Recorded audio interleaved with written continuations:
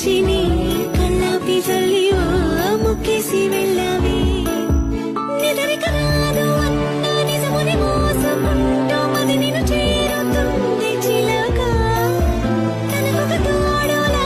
వెనుకని సాగుతుంది హృదయము రాసుకున్న లేఖ వెన్నెల్లో ఉన్న నిజంగా ఉంది